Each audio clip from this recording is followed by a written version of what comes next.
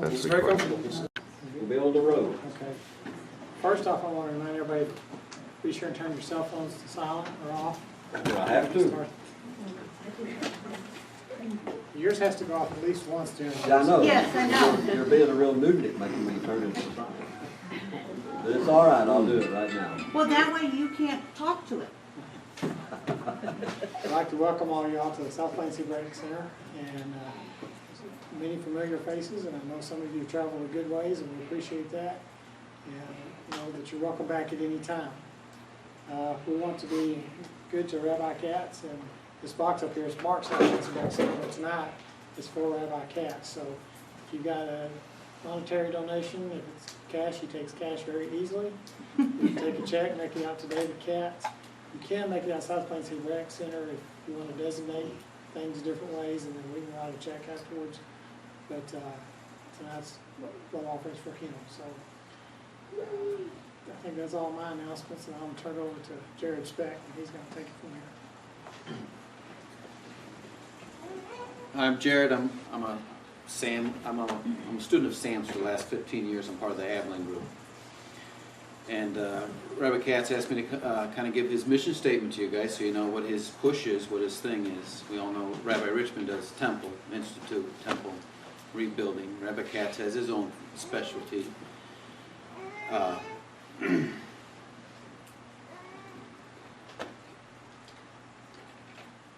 Before we get into his mission statement, though, the rabbi wanted you guys to know that in the last 2 years he's done a lot of online studying. He's had a lot of different study partners, and one of his study partners and students was one of our local Abilene group. It's my brother Jason Speck. They studied a lot in the last 2 years, and a lot of what they revealed and a lot of what they came up with turned into this book. And that's a win for the Texas group, for Sam, for all of us. So that's a big deal. I'm going to put his mission statement into his own words, so I don't have to say anything that's in my words. Not that I didn't write this down while he was speaking. Well, Rabbi Katz sees his life work as restoring the artifacts that were pretty much intentionally hidden or buried, intellectually, conceptually, and literaturally. When you read a book, maybe art scrollish, and some words are diluted or hidden, or some of the truer concept of Judaism is defended with a gate. His whole push is to reveal the real meaning behind a lot of that. And with the revelation, with these artifacts, basically just bring in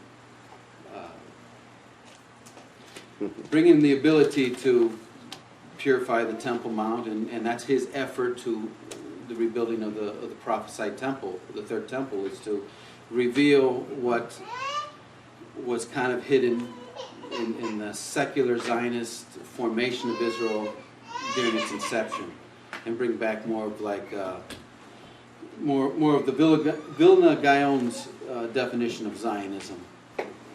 So that's what he does. Rabbi David Katz. Yeah. Thank you, everybody. So, the thing that I'm doing, I don't know if I knew it as clearly as I did until we had to really force myself into a corner and figure out what it is I'm doing. It's a very huge, huge undertaking, whatever this thing is. And I know the thing. This fellow here, you might know him, Russell Kirk, we're working on that thing all of next year. And we call it frontside Zionism, but Torah Project Vilna Gaon. What does that mean in layman's terms? Layman's terms is, we all know archaeology because of people like Vendell Jones, right? Bringing back the incense spice, and then you introduce your rabbi, Rabbi Chaim Richmond, who, he might not be out there with shovels, but he is synonymous with the Temple Mount. And that is the artifact of all artifacts. And that's what we're all in love with Rabbi Chaim Richmond equally.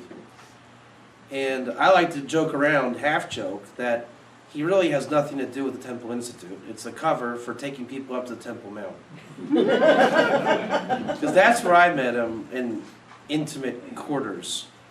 And look, we all fall in love with the Temple Institute at first, but when you see the passion between a tour and the Institute versus him on the Temple Mount, where you're going to see what you're going to see, there's no comparison to that guy.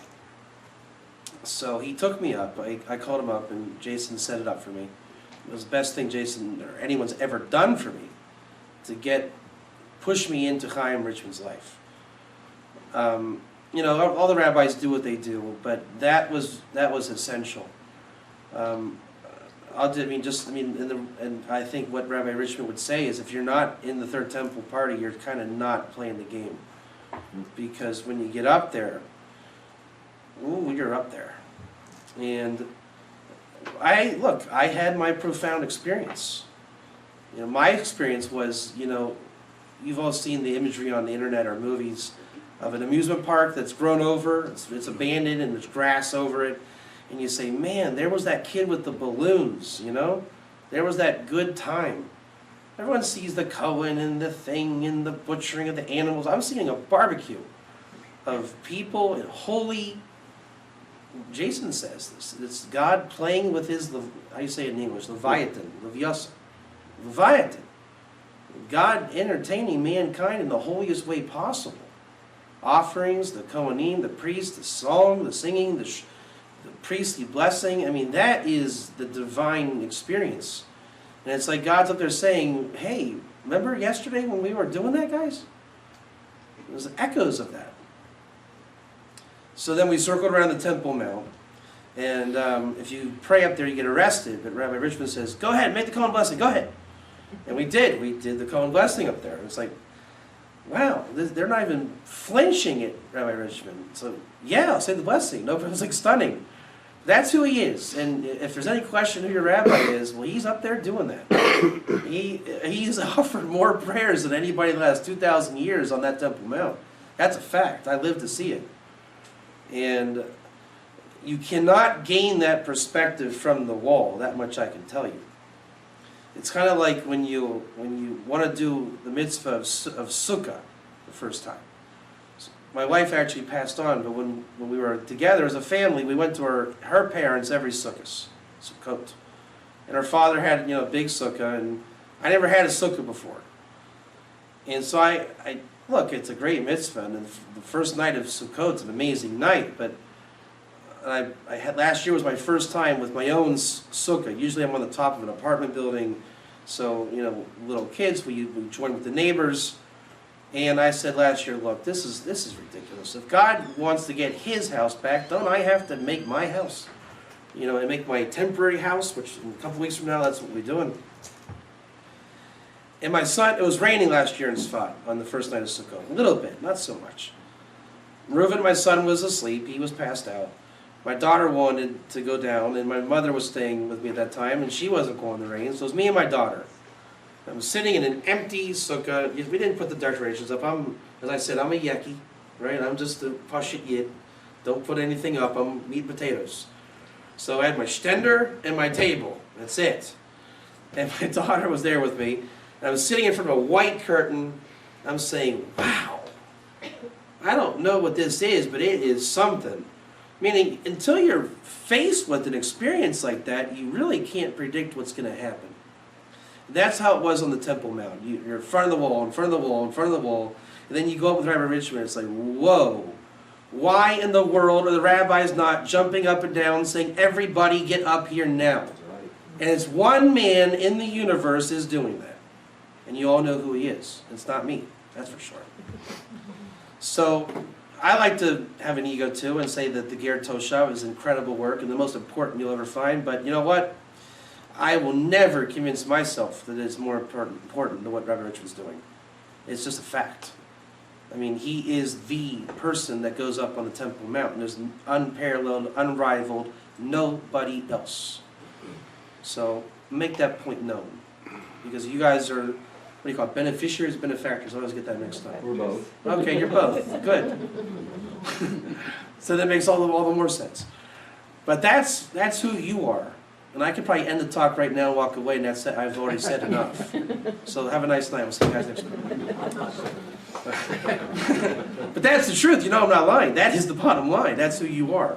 Because that's who you've chosen to be your rabbi, and that's how you've identified. And it's just, at this point now, we're just going to have a nice night and drink a bottle of water and talk. And but the real story is God never stops telling the story, and we're not going to stop telling the story, because what's the irony? It just keeps getting better. Rabbi Richmond now has a farm for the red heifer in Israel. Right? Now tell me where that exists in Crown Heights or in Borough Park. Yeah. Not happening. So, is he working for the Temple Institute? No. He's going over the Temple Mount and raising red cows. And how weird is that? Now we're going to just kind of make a little lateral move. Why would you want a red cow? How does that work? Do you even have a portion of the red cow? And why does it have to be a red cow?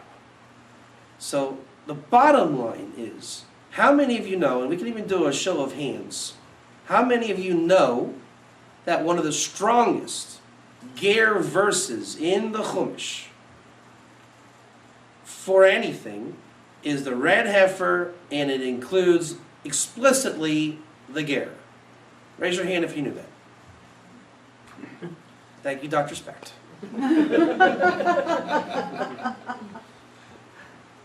It's pretty profound, don't you think?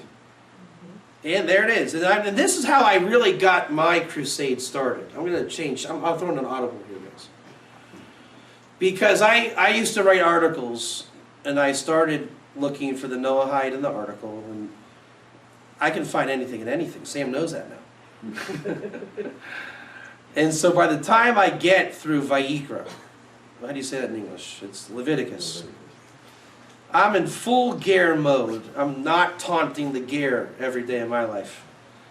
And then we turn the corner to Numbers, Bamidbar. And we're cruising pretty good. Ger's popping up. I'm seeing this thing, ger, whatever it is. And we reach the red heifer, Parshas Chukas. I call up, maybe many even know who he is, Ray Patterson and now Hillel Penrod, who were heading Noahide nations at that time, and I was young, insane Rabbi Katz. Why was I insane? Because I'm saying, yeah, the ger's part of the paraduma, no problem. It says in the pasuk, no problem. The verse says the red heifer and the ger go together. And they're like, I remember I called them. For me, it was like 4 in the morning. I just finished writing my article. And for them, whatever 7 hours back is, or 8 hours back, whatever it was. And they said, Rabbi Katz, what you're saying is potentially fantastic. But I'm not prepared to go there, because is it too good to be true? I mean, really? You're saying the ger and the red heifer? This is already years ago. And I was sure, I know how to read. Come on, ger is there. You really have to look it up. And that was the only hesitation they had. Was, look, if I let go of my self-defense, man, I'm with you. I am with you. And unfortunately, people are still making that calculation, while people like Jason and Jared, Russell, Teresa, and all those other people, Jeremy, are saying, man, where's everybody else? We're in full throttle over here. Because that was the beginning when I really understood, just to kind of go back to who Rabbi Richmond is. Why would this guy care about a red heifer? I mean, really, don't you have better things to do? But it makes sense. They go, the temple, red heifer, ger. And that's where the most profound Torah is. How do you think Mashiach comes? Righteous ger, as we're calling it. And you may have formerly, in the beginning of this movement per se, the Noahide, the righteous Gentile, the God-fearer. Whatever you called yourself, nothing really changes. It's still you. It was you. It will be you. And whatever you call yourself, it really doesn't matter in the end of the thing. All we're doing here is saying, hey, you, the Torah had you in mind 3,000 years ago, the ger in your gate, the red heifer and the ger in your midst, Shabbos, blah, blah, blah, and the ger will rest with you. All these things It's really not even a word, it's ger, as if to say you. And the rabbis are saying, who's you? Maybe it's him. But him might be him. How do we know? The answer is, you know. Can I honestly tell you that it's not you? Am I going to just break up this congregation here? None of you are kosher. Go home. Because Art Scroll said it's convert or nothing else. Go home. Bye. Have a nice day. Is Rabbi Richmond wasting his time? No. No. The Torah is very explicit, and it need not get into details of this kind when, and this when, and that when. There are halacha, but it's per mitzvah. Okay? It's a great science, but not to get bogged down in who's present and accounted for. The halacha, per se, of the red heifer is, are you biblically impure? That means, how do you get biblically impure? By believing in God, therefore you can become affected by evil. If you don't know what evil is, you are not biblically impure. The Pope is not biblically impure. He is representing the evil forces of the world because he fails to accept the Torah and Hashem and the Temple Mount, yada, yada, yada. If you have removed yourself from that, even a smidgen, open your heart to God and said, look, I don't know everything, but I know one thing. It's about God and His unique oneness of God. If you even open your heart that much, what does the Talmud say? I forget how this works. Open your heart much as the eye of a needle, and the elephant comes through, and then something. If you do that much, then the blessings are there. It's just a matter of time and normal progression of life, doing repentance like everybody else, opening your heart to God, progressing, learning, and coming through the tshuva repentance experience like everybody else that believes God, that we're all in this together. That's why we are all in it together, called the red heifer. That's why we all go to the temple together when it's built, called the third temple. There's many names for it. Menucha, house of rest, the house of prayer, house of all nations, Ezekiel's messianic temple. Everyone's there. That's why the prophet goes as far as to say, even the Nachri, the one who's with God but can't yet quite say it, right? Doesn't know how to say it, doesn't never heard the word to say it. He calls himself in his heart, God, I'm with you. And it just manifests in his life, but he knows who he is, he knows where he is. And there's all these amazing little storylines in Torah. Red heifer, Messiah, Shem, i.e., I say Melchizedek or Melchizedek, right? All these fascinating little pearls. And the biggest one in my work, World of the Ger, any show of hands of how many of you have actually read the book, World of the Ger? Oh, so I don't need to talk, I'll go home. So I don't need to introduce you to Naaman, do I? Naaman is the guy. We're all Naaman, right? If we're all Bali Tshuva, we're all repenting, we're all wanting the 7 dunks in the Nile River, you are a Naaman. Jordan. What did I say, Nile? That's a bad mistake. Well, Moses got dunked in the Nile. It's the Moses program. Come on. Keep up, keep up, keep up. Of course it was the Nile. From the Nile to the Jordan. Isn't that the whole prophesied future Israel? I know what I'm saying, but you guys got to keep up. So, from the Nile to the front. I meant that, see? The Jordan will expand. It's a small little river now, but it will expand, Sam. Come on. Oof. I have to re-educate this. We all know that. So, then someone's going to say, what about the 4 in Eden? The 4 rivers from Gan Eden, the Hiddekel, those 2, all the rivers.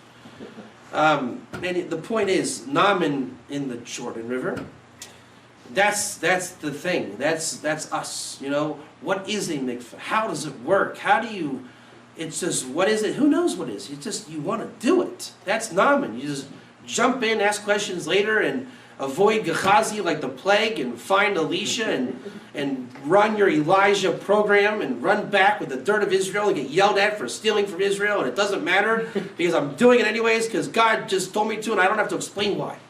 Just know it's right. That's Naaman. That's the program. So you can all get creative in your own minds and think, and I'm sure you all are working on your little pockets of Torah of the strange anomaly of the Torah. And I'm telling you, the end of that story, yeah, you're looking at Ger, you're thinking about Ger, you don't know how to say it, but the end of the story will be you found Ger in the Torah.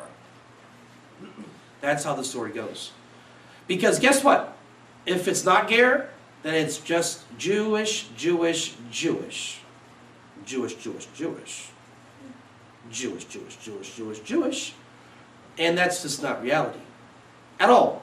Not because it's like a nice thing to do for people and we let other people in too. It's the cold-hearted facts. Who do you think was standing at Sinai? Gerim and Jews. Who was all through the first temple? The Gerim and the Jews. Who were the God-fearers in the second temple? The Gerim and the Jews. Who is it in this room now? Gerim and Jews. Where will it be for all of time? Is, was, will be Gerim and Jews. It's like if Adam and Eve were the first program and they sinned and therefore we are repairing their episode experience to the culmination of the Messiah, that will end up being represented in the temple with Gerim and Jews. That's really where it ends, and some will actually convert, some won't. Jews will identify with Gerim more. This guy is the king of that. I'm just following in some footsteps apparently. So the bottom line is this relationship always is and always will be. And the Torah is the eternal stamp of that. With that said, that's what I do. So my job is to repair and return the lost articles. Right? If there is an archaeology, an archaeological site, there's something else called the textual artifacts, and conceptual artifacts. The Vilna Gaon, how many of you have heard of the Vilna Gaon? Okay, good. It's not my belief. He started this in 1740. Right? There was a major thing you've probably all read in your art scroll Chumash that in the year 1740s, when the new era really started, you can call it the Industrial Revolution. You can call it modern Judaism. You can call it modern everything. The whole world became modern, and we are living out that fantasy to this day, to the culmination of the Messiah. Where everybody had a certain agenda, much like you can compare the episode of the spies, right? There was 10 spies that had one agenda, 2 spies, Caleb and Joshua, had a holier, specific agenda, correct? The Vilna Gaon says, okay, you guys are going Judaism, religion, development, okay, I'm going to go this way, and I'm going to invent Zionism, and I'm going to return the innate holiness to the Temple Mount so that Ezekiel's temple can be built in the proper realm of holiness. Now, some people will think, they will read certain things wrong, and assume they've read that there is no more holiness on the Temple Mount. That's not quite true. Right? It's not like blown up to holiness. You've heard of the verse, Sukkos David Nophelis, the tabernacle of David has fallen, something in English, correct? That means it's there, it's collapsed, like a lung. The lung is, right, collapsed, oh, there we go. Our job is to finish what Ezra started. Ezra enters the land, but doesn't erect the sukkah, so to speak, the third temple of the prophesied son of David. Why they didn't? Because it's prophesied. It's going to be a particular type of redemption, and that was not it. But the gateway or path to that redemption has been given over generation, called the tradition of Torah. Know this word in Hebrew, the Masorah of Torah. You've read the ethics of the fathers. Moses received from Sinai, and Sinai over to Joshua. That word of that transmission is Masorah, and in your English lexicon, know it as the tradition. And thank God there is a tradition. Otherwise, we're all lost. And we have to reinvent the wheel. But we're not reinventing the wheel. There was a tradition handed over. And the Vilna Gaon reached a specific time of coordinate in time and space where he realized he was the guy, had the wisdom to return those artifacts. Ger, it'll become the Nazarite tradition, the Shekhinah missing from the second temple. What is Zionism? What is the land of Israel? Or in Hebrew, Torah Eretz Israel. All these things is like, what is that? What is that? What does it mean to be grafted into Israel? How many of you had that question? What does it mean to be grafted into Israel? Raise your hand if you had that question. Raise your hand. We have that answer. We've researched it. We found it's not that hard. You just have to have the blessing to find it, the tools to find it, the opportunity to find it, just like any archaeologist. Okay? Rabbi Richmond found the Temple Mount. That's like the find of finds. That is where his soul was meant to go. My soul was meant to go this way. Everybody has a soul. As we've talked about in the car, all that's going on is we are all souls, and our souls have missions, and we are here to do that mission. That mission ends in unison. How's it go? Hine mato vumanayim shevet achim gam yachad. That's all there is. How good and pleasant it is for brothers as well, like one. Amen. Amen. And that's called the third temple, Ezekiel's temple, where everyone is there to witness godliness. Right? Godliness entering our space, where we can be, there's no word to say it. That's the whole thing. You don't have to say it. You just know what I'm saying. When you're in the temple, you know what that is.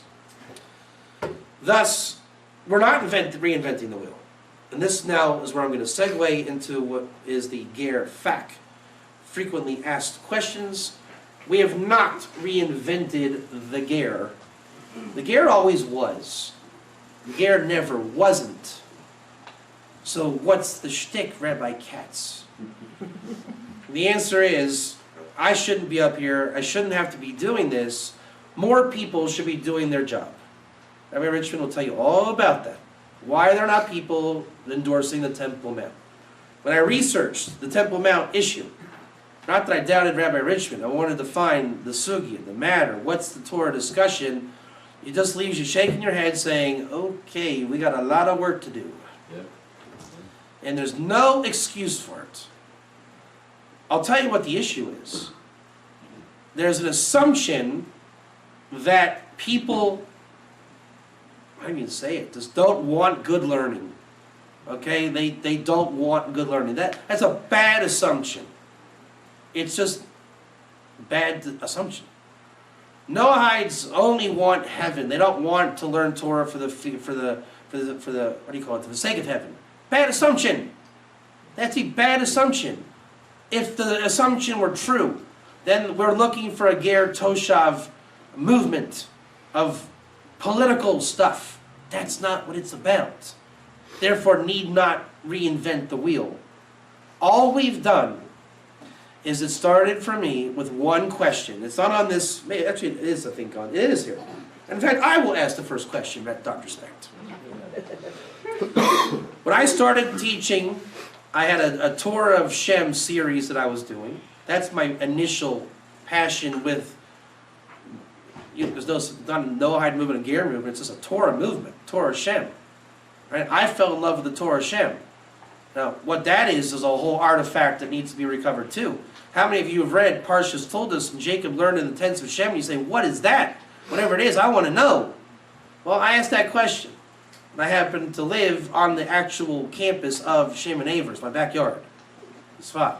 So that's how I had the chance to fall in love. Rabbi Richmond has the Temple Mount. I'm living in Shem's yeshiva all day, every day. And Jason, you do too, by virtue of the internet. So we live it up. Don't think we don't. That cave is outside my window. I see it every day. And it has been an inspiration in my life.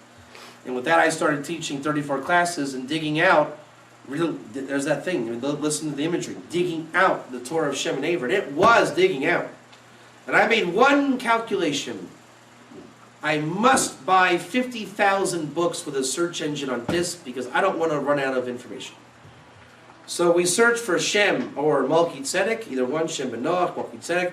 2,000 hits came up. I said, at least I have 2,000 classes to give. And we're going to give 2,000 classes tonight, so I hope you're ready.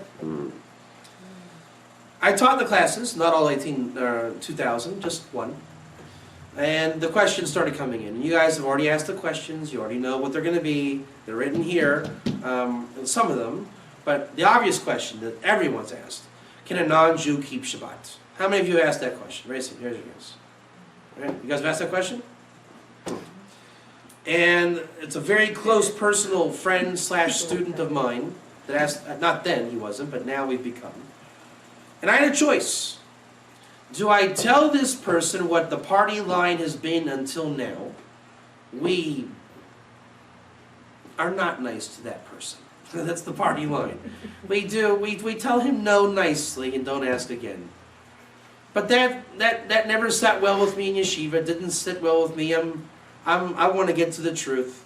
And the story be told, case in point, the answer is a ger can keep the Shabbat. I looked up ger in the beginning of my research, and I found out that we did not have to reinvent the wheel. I didn't need to think of a great logical Talmudic calculation. Well, if we take Shabbos and we do it on Tuesday, but we call it Wednesday, and we do a somersault in the front yard, it could be that there's a rabbi that paskins that last week was Shabbos, so we kept Shabbos. According to the halacha, because I drank Kool-Aid, which is like grape juice. Not everybody holds that. Some say it has to be syrup. It's a machlekes. And we're working on the answer, but the cup should be styrofoam, 3 inches rim with a 4-inch base. In your hand, the left hand, if you need the right hand, you can do that. But not in front of a mechitza between the kitchen and the living room. Clear? That wasn't what happened. That wasn't what happened. What we found out was that there is a bona fide ger. It's the wheel. We don't need to reinvent anything. There's a wonderful Torah out there. It's right behind me. You see it with your own eyes. There's buried gems, many dinosaur bones looking to come out and actually resurrect. The 13th principle of the Rambam, that the Techiyas HaMesim is one of the main foundations of faith. And this is all the same type of thing that's destined to come back. There will be a temple, there will be the Shekhinah, there will be the nations. Nations are actually called Gerim. They're actually called whatever you want to call them in the prophecies. There's many terms. The terms are not distinctions. It's a way of saying the story ends great.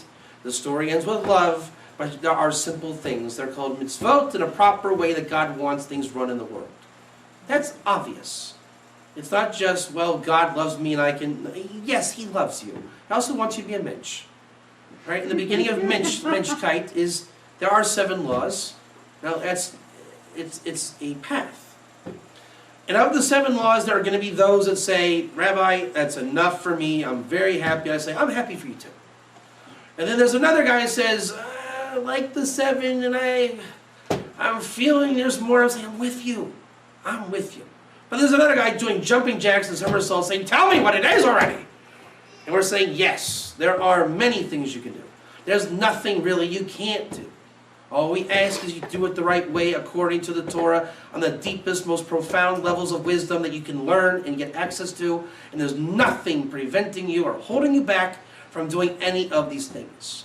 All God asks is do it with wisdom, because wisdom is worth it. I used to get pizza in Sfat and I'm in a hurry and I don't have time. So they would say, do you want me to heat up your pizza? And I'd say, no, give it to me cold. I'm in a hurry. Then one day I thought, you know what? Let me heat it up. And you know what? It tasted a lot better. That 10 seconds, it doesn't chill out. Put it in the oven, please. And it worked. And that's wisdom. You can do anything you want in the mitzvahs, 7 mitzvahs, and just don't kill somebody today. But wisdom is the spark of life. The Vilna Gaon project and the returning of the artifacts, it's not even about the artifacts that we give back. It's about the wisdom earned and gained and found from the holding cell of those artifacts. Right? What was holding the gear back? Now that's a wisdom. What was Art Scroll doing to hold it back? That's a great question and even better wisdom. What was the Vilna Gaon conceiving with his Zionism? Where did Zionism go wrong? Where is Zionism still right? Let you know a little secret. Zionism today only exists because the Ger Toshav made it happen. It does not exist, cannot function unless the ger is part of the program. And guess what? This past year for the Shemitah, the sabbatical year, they instituted for the first time in 2,500 years a ger toshav. And our book information was what made that happen. So it's back. It is back. Not the movement per se, but the knowledge of it, because it never left. The consciousness, people are willing to come out of the woodwork and say, okay, I concede. There is a ger. Always was, always will be. Okay, I confess. It never actually went away. And there's some people that say, what do you mean? And that's what we need to change. We need that paradigm shift to happen. The Temple Mount is not taboo. The red heifer will come back, and we can actually make that happen. It's not impossible. There can be a world of God-fearers, however you want to call that. There's no reason the temple cannot be built. Can a ger keep Shabbat, Rabbi Katz? Yes, he can. And how far that goes is up to him or her, how far they want to take it. And I will just offer a source for those that want to write it down. Go read Chrysos 9a, 3 opinions of how a ger keeps the Sabbath. He can do it one of 3 ways. Keep it like Yom Tov. On Rosh Hashanah, next 2 weeks from now, my mother will be lighting a flame and transferring that flame and can theoretically cook on the holy day. On Shabbos, I cannot do that. The ger on Shabbat can treat it like a Jewish holy day. Or like a Jewish intermediary day. In another 2 weeks after that, I will be in Sukkot. I should really not be counting money during that holiday or working stuff. Just don't do that. Just don't do that. Therefore, what would you do on Shabbos? Don't get the checkbook out, do the budget and taxes. Not now. Okay? Not now. Just don't do that. Or, Shabbat Shalom, Chevra. Have a great Shabbos, talk Shabbos, Shabbos is awesome, speech of Shabbos. And by the way, in the actual laws of Shabbos, that is the real Iker Halacha, the main thing to do, is talking Shabbos. And the Jewish Kiddush we say every day, we say 2 things, really. Be in the Shabbos spirit by talking Shabbos, actually 3 things. Be and talk about Shabbos, and if you do, you will delight upon the Shekhinah. And you celebrate Jews keeping Shabbat and the nations keeping Shabbat. Every Jew on the planet says that, believes it, sanctifies it every week, but they need a little help realizing how true their words really should be. And with that, I turn it over to you. The questionnaire is in front of you. Bombs away.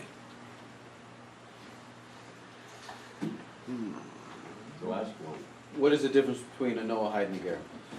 Same words for the same thing? I'll tell you my favorite answer. A Noahide is a fictional English term, and the ger is the exact same term but sourced in the original Hebrew, where the wisdom is found to explain what a Noahide should be, could be, would be, and the reality of his entire world. Can you give that reference again? 2. Chrysos. I speak with an Ashkenazi twang. Yeah. It's Chrysos, or I was like, Cretot, really? Cretot 9a. I get spelling it's going to be a nightmare. Okay, Cretot Chrysos 9a. And you want to look for on the page, it says, it speaks about ger toshav. And Naaman is the example on that location.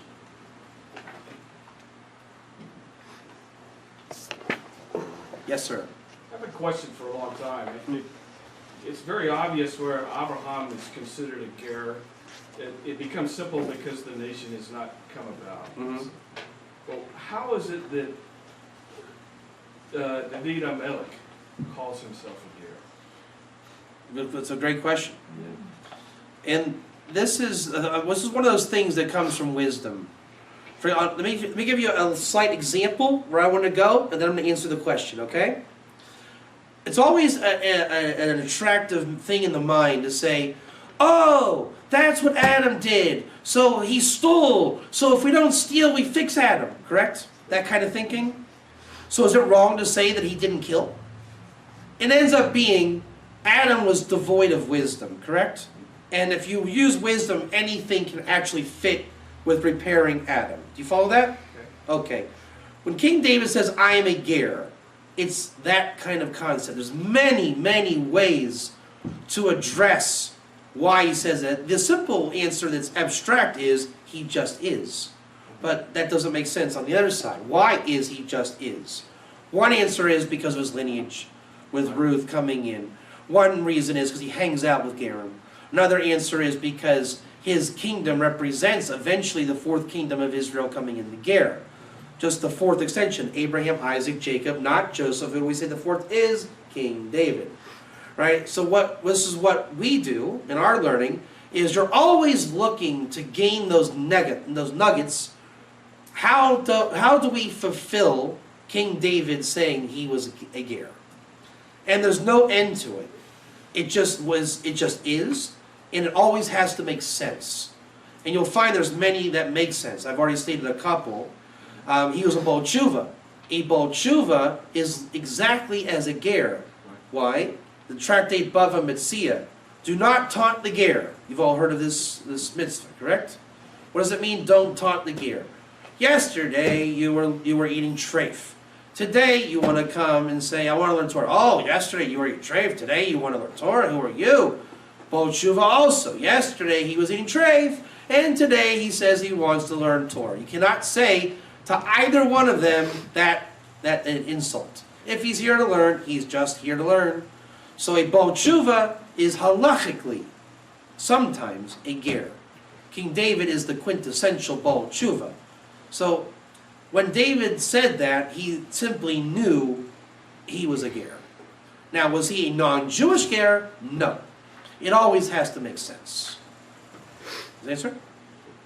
Thank you.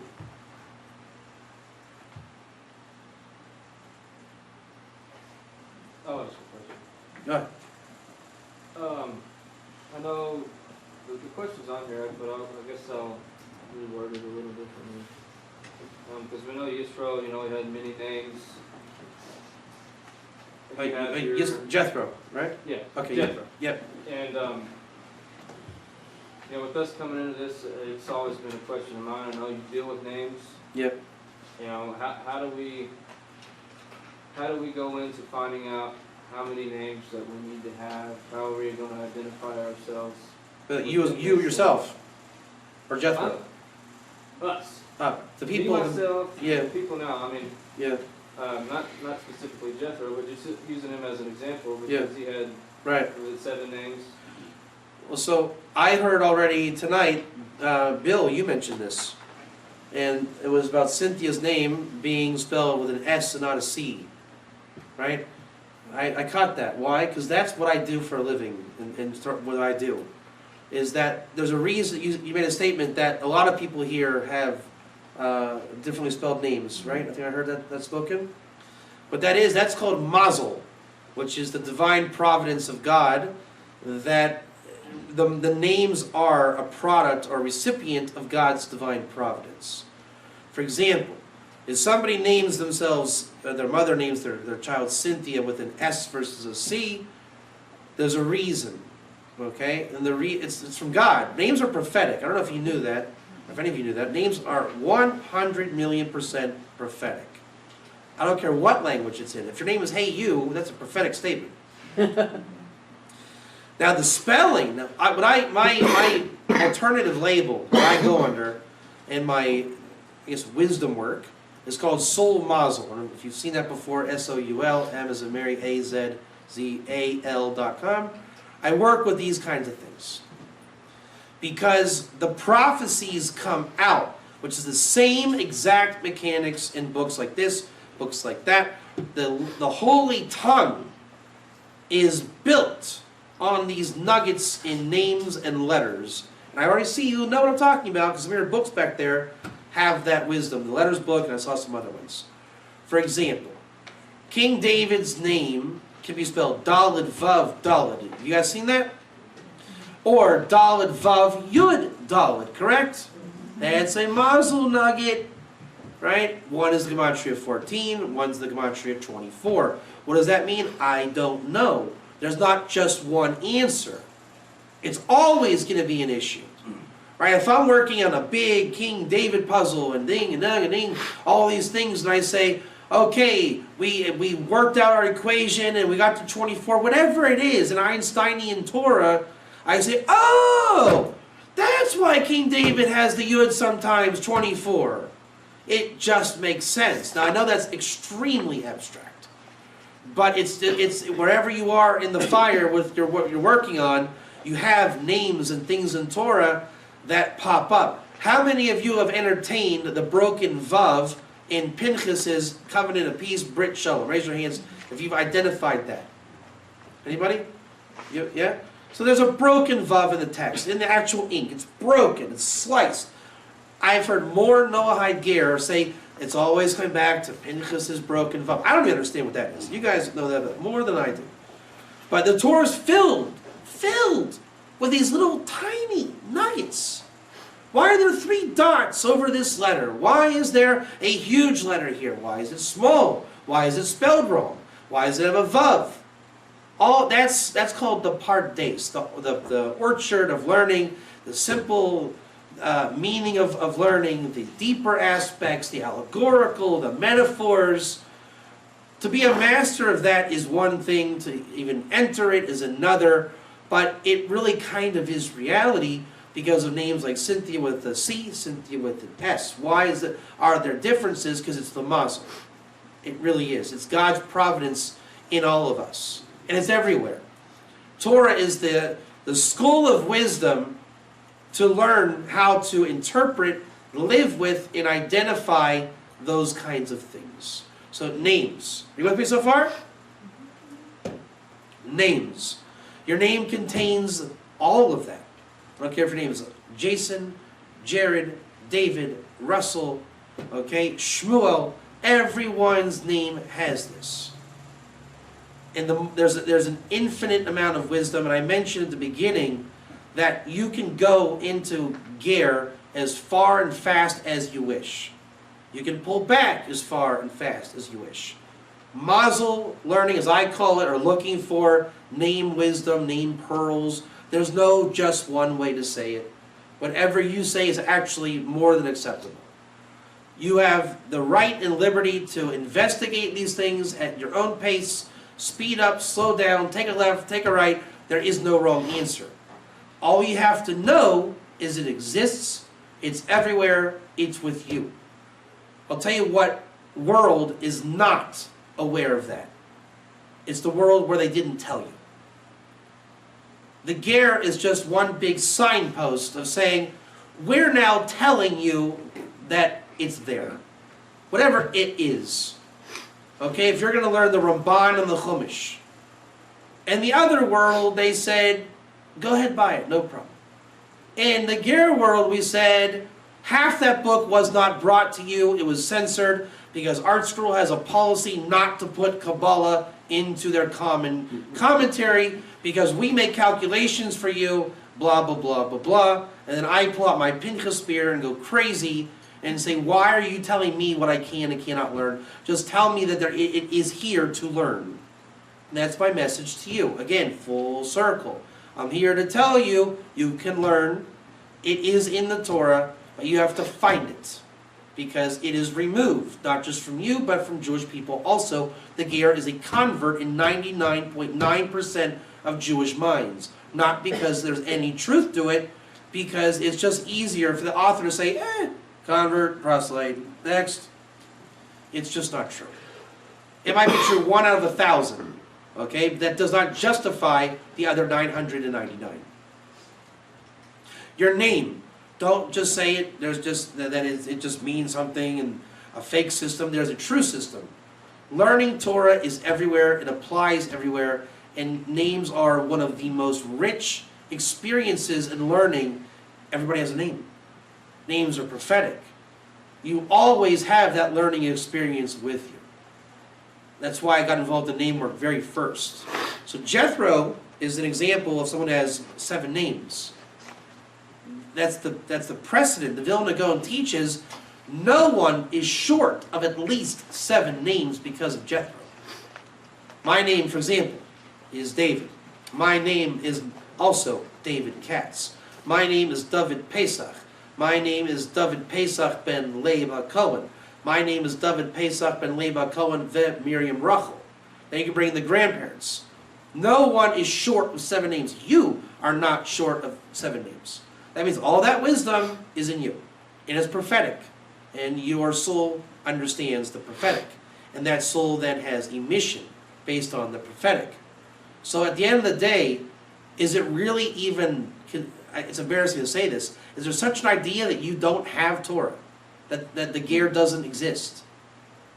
It's insane thought to even suggest that there's not Shabbos and ger and Torah and all these things. It baffles the mind.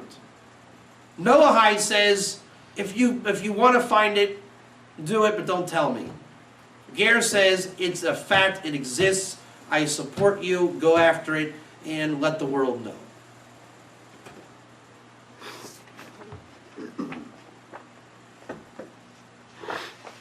Go ahead. What about letting the world know? What would you suggest on that part of it? We live in a Christian Yeah, world. that's right. That's a good question. Christian world, right? Well, I'll tell you. The real answer is don't let the world know. That's the Jewish answer. Meaning, this is a question. Do we? I'm going to get to the answer in a second, but the kind of practical application is: should I wear a big yarmulke? Should I wear the tzitzit? Should I be telling, hey, I'm Ger Toshav? That's right. No. Yes. Maybe. Kind of. Sort of. What I tell people. First of all, you guys are, I think, the only ahead of the curve game in the business. You got to have a community and a synagogue and a rabbi, right? Because Rabbi Richmond knows your eccentricities, and we all have them. Meaning, don't go into some random shul saying, "I'm the Ger Toshav, Rabbi. I'm here for." No, you're not, right? You don't kick the door in and say, "I'm here just because." No, but not only because of that, you want a community. You want to go where everybody knows your name. It's nice, it's menschlich, it's Hamish. This is a Hamish place.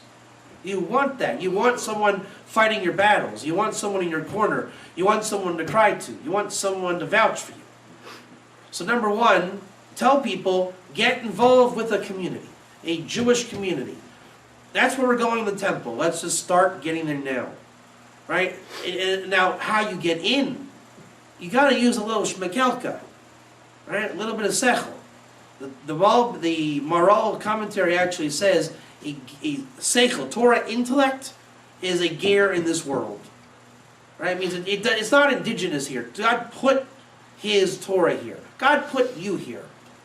And in a revealed kind of way. You are put here by God. You got to know how to, look, you're going to take lumps. People are going to get rejected. You're going to get denied. Some people walk right in. It's a mazel thing. Mazel is like the divine luck, where God just wants, Bob might just get hit over the head because God wants him over the head, and that's what can we do? Whereas the other guy, walks right in, they say, "Where have you been? We've been looking for you." So there's no pattern to it, but get involved. If your community says you can wear a yarmulke, go ahead. If it's a little weird, don't. Russell makes yarmulkes and say ger on it. That's pretty clear. The point is, make a clear distinction, because it need not be confusing. We are not trying to confuse.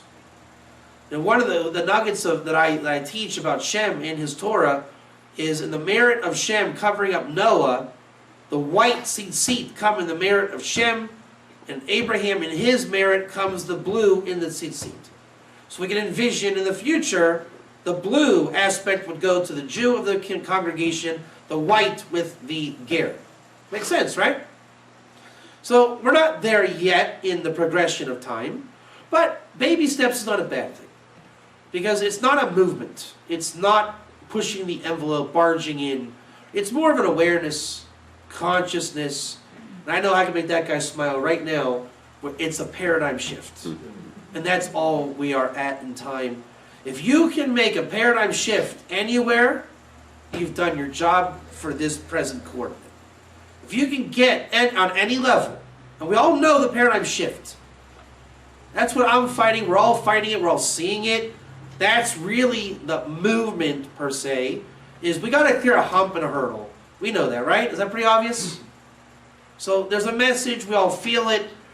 nobody wants to be the one that you know, the Ephraim to run out and get bapped over the head by a Molech. We don't want that. No one needs that. And I think the whole point is, and this is the real point, don't insult the intelligence anymore by saying, we're going to make you keep it simple because we don't want you to mess it up. No, everyone's got to be responsible. I'm not into politics, but one thing I noticed from the 2012 election, whether this is true or not in real, this is what I perceived in the debates between Romney and Obama. This is not real in real. It's just, even the shtick Hollywood of it, is that Obama was saying the government takes care of you, and Romney was saying let the people work and we trust the workers. Now, leave politics aside, I'm saying you guys are competent workers, Jews are competent workers, we're all people, we're all mature, let people work. The more we pull the reins in and give programs to run, that's where we get into the art school problem. Right? So you can only run according to your own programming. That's called you're now coming into your mission. You don't need to think about it. Otherwise you say, what does that mean? What do I do? How do I do it? Just do it. Just do what you do, and God will help you see the light. You will make a mistake, you'll learn from it. Either you're a bald tshuva or not, you guys are doing the tshuva, let the system work. The system does work. Torah works. As long as you're doing Torah, cannot go wrong. And if you go wrong, God brought you there to learn from it, and He's still doing the work. Don't make open waves. Do what you got to do. I think it should be. It's an endless wisdom. I mean, there's no clear cut. You just don't push the envelope. Just stick with the system and create the paradigm shift. I wish I could get that thing more clear. It's just a work in progress. We're all just kind of trying to figure it out and do it. And we're seeing it's God's will. I think if you know you're doing God's will, you're okay. If you're making it up, I think you probably know. Yeah. And he already asked the question about Jethro and the names, but I am curious about, was Jethro a ger tzedek or a convert? I mean, they pretty much say it was convert in the art scroll. Yeah, this is called the wow factor. This is where everybody loves Jethro.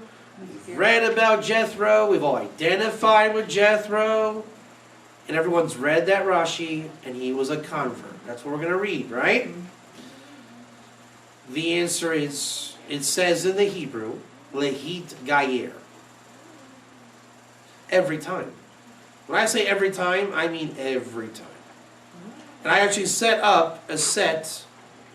Actually, if anybody wants to, while I'm talking, and I invite someone to grab Shemot or Bamidbar off the shelf and look at that Rashi, and if you want to do a little project while I'm learning, while I'm doing this. Anybody? You want to volunteer?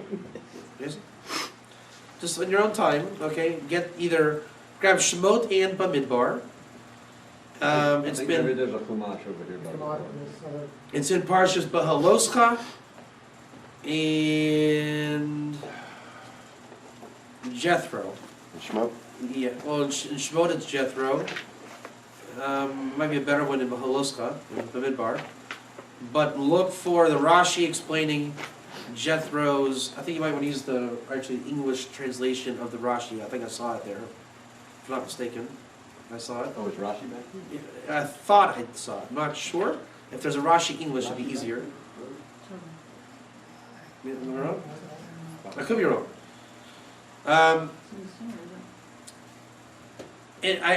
The part 2 of tonight's seminar is we had the questions, and then I also prepared what I guess the paradigm shift. This is the paradigm shift. And that is every challenge that comes to me.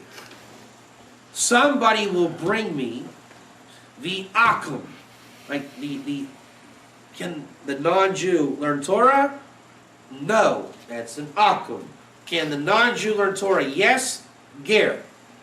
There's no middle ground. Every source that says no is the idolater no. Every source that says yes is the ger, and they don't mix ever. Ever, ever, ever, ever. The Torah is a precise wisdom. Now, in the biggest problem in language is, why does art school, this is what you're saying really, translate lehit gayer, whatever that means in Hebrew, as convert proselyte? Is that the question? Yeah, basically, Yeah, yeah. That's just Rashi. Now, you're going to read that as convert proselyte. And it's like, come on, no way they got that one wrong. Okay, they did. Underneath, in the guts of it, which Jason, Where? uh, Which the best one? that's what I'm saying, I think it's in Behaloska, in Bamidbar, it's there. Bamidbar. Yeah. It's in Shemos, but it's the best ones in Behaloska, where the three, what's that? There's Shmuel. Yeah. The three sins in the desert, when the upside down nuns, that all you probably find those upside down nuns, is a famous thing.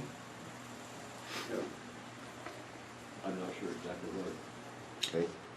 It's in Beloscha, the three sins, where the ark journeyed, and Moses said, "Rise and let your Hashem, let your enemies be scattered." Right. So right over there, Jethro, come back. You'll be eyes to us. Well, that's not that. Yeah, yeah. Then look, Jethro. Wait, hold on.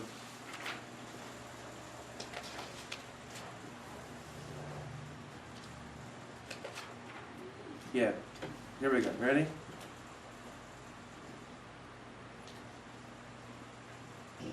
Okay, here we go.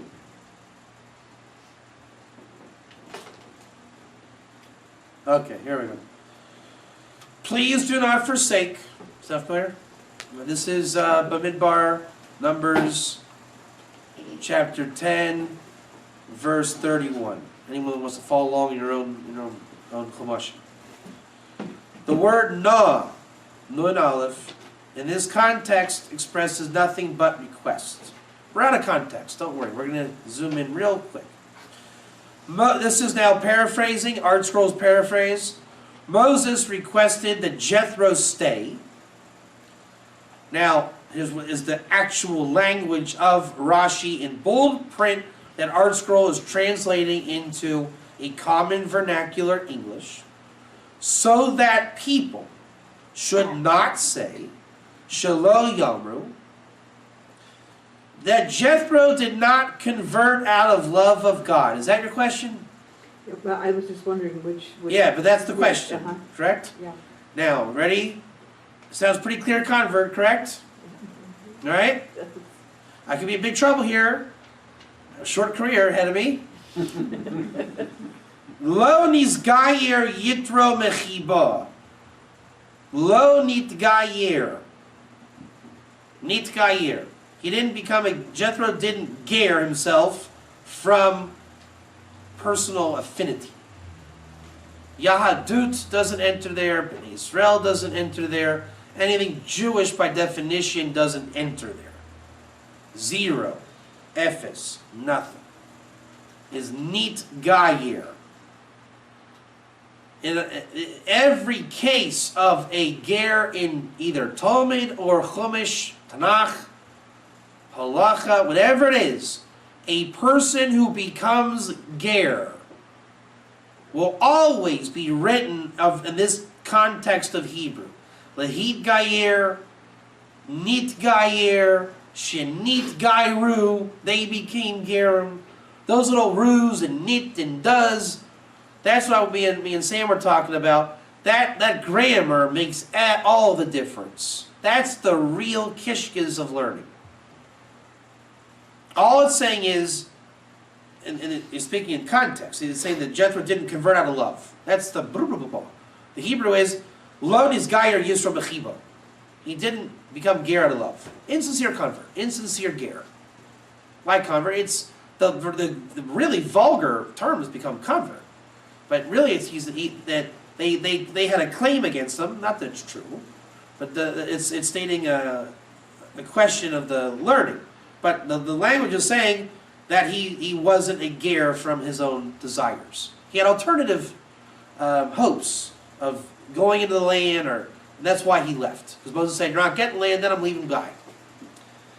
Now, there's something very interesting in the Rambam. Can I close this book, or do you guys want more of this book? Good? One place in the Chumash is an absolute convert. Absolute. I can read it to you, actually. It's here. Bamidbar 15:15. For those following along. Okay? This is your convert of all time. When a convert sojourns with you, or one who is among you throughout your generations, and he shall prepare a fire offering, a satisfying aroma to Hashem, as you do, so shall he do. Are they translating convert? This is convert. Wow. Now, V'ki yagor idchem ger o asher b'tochechem v'dorosechem v'asa yishe reach nichoyach l'Hashem ka'asher tasu ken yaseh. What's very interesting here, so where's the Hebrew on that? 1 second. I read it in the Hebrew, where's it in English? Or I read it in English, where's it in Hebrew? You know, like, 1 second. Yeah, they're offsetting English and Hebrew. Yeah.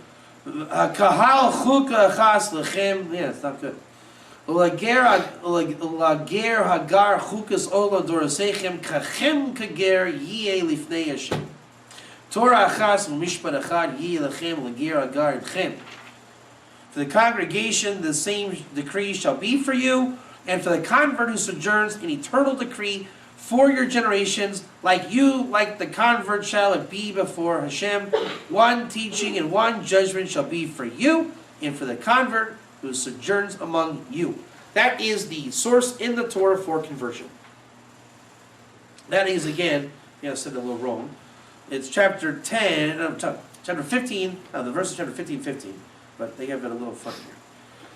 Now, when you look in the Rambam, and the Rambam speaks in chapter 8, Hilchos Melachim, Laws of Kings, chapter 8, Laws 10 and 11. That's the one, the classic Noahide, Ger, Righteous of the Nations, which is Hasidei Omos Olam. That whole universe, you familiar with that universe? Yes, no? Hands? Your universe? It's the Rambam's laws on how does a righteous Gentile exist today, get Olam Haba, is there a Ger today? That's his section of law. Okay? With me? And he says there, like it says here, Kachem Kager, like y'all the Jews were, like y'all the future converts will be. I say y'all on purpose. When I was in yeshiva, we actually learned y'all is the right word. Lo and behold, because I actually learned this only when I got to Texas, it means more than one. So if I am making the blessing over the grace over meals, I am one. And I need how many more to bless with me? Two. So y'all want a bench. That's how we learned it in yeshiva. So I actually do use y'all for the last 15 years when doing this. And that's how it is. The statement in the Torah is saying, as y'all were at Sinai, you got the Korban and you became converts. They were Gerim that became converts at Sinai. So y'all will be when you convert in the future. Those that will convert, you will convert as the original converts did. That is code in Hebrew called Kachem Kager. Like y'all, like the Ger. So if you ever see in the Talmudic texts, I don't have to think when I see Kachem Kager. I know exactly what we're talking about. It's the convert 10 times out of 10. And this is where people want to get a speed trap on me and they will fall over their own speed trap.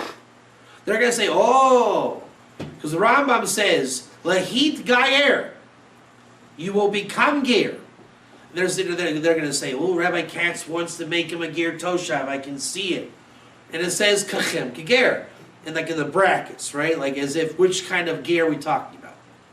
Obviously, it's a convert. Hello, Kachem Kager. Not falling for it. So why is it so obvious? Because if you read that Rambam there, it'll continue to say, what did he or she convert to? Torah and mitzvot. Is that a ger? No. It's a convert. So we see there's two avenues you can take with becoming some kind of ger, lehit gayer. You can lehit gayer to Torah and mitzvahs, or you can lehit gayer, to Torah without mitzvahs, i.e. more than the 7. It's the same word, lehit gayer, which is the Hebrew for to become ger. Right? You hear the ger in the middle of that, right? Lehit gayer. And you'll see in all the rabbinic writings, it's that same root. It's that same feel. So it's not a one-off that Jethro says nizgayer. Here's the real surprise, and Dr. Speck taught me this last night. You know why you asked me that question? I will tell you why you asked me that question. Do tell. Because you've only heard of 4 things in your entire life. Jethro, Art Scroll's version of Rambam, Art Scroll's version of Rashi. Period. Correct? They never told you, hey, go check out the Rambam's laws where he uses the same word. They never told you to say, hey, go check the Rashbam and the Parsha. They never said, hey, go look at all the other billions and billions of words using the same word. So all we do is put a big convert card over Jethro in every Art Scroll Chumash, and it looks very proper that Jethro was the convert. That's what Nizgayer means. No. The Chiddush is, and this is one of my favorite things I learned in Yeshiva. They say, learn Rashi like a Rishon. You probably like that. Means, learn Rashi like he was a rabbi. Rashi, okay, he's Rashi, I get it. He's also a rabbi. And you'll start to really appreciate Rashi. We're not lowering him. It's that this kind of blown up Rashi is the only authority is wrong. Let me ask you another trick question on top of your question. Where did where did he get that language from? Where did he get it? Did you write that? Raise your hand if you think that was Rashi's words. Raise your hand. If you think Rashi wrote Jethro was this guyer. Show of hands. No one? Man. Rashi is your king captain of copy and paste. He wrote nothing. 0. Nothing. He learned the Torah, and he just knew where to pull the sparks each time. That's the greatness of Rashi. He knew where to pull it from. In fact, he did write one thing. This is what you'll like too. He wrote only one thing. He knew when to say it versus that. He knew to say her versus him. Davar kashehu, what Rashi might say. Davar kashehu. It's a hard matter. Which is different than saying Davar kashe lechem. That's the genius. He knew how to inflict, whatever that word is, your mind. Because remember we're talking about the gems and pearls in your names?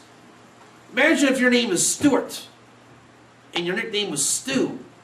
Rashi was a master saying, hey Stewie. Or hey Stuart.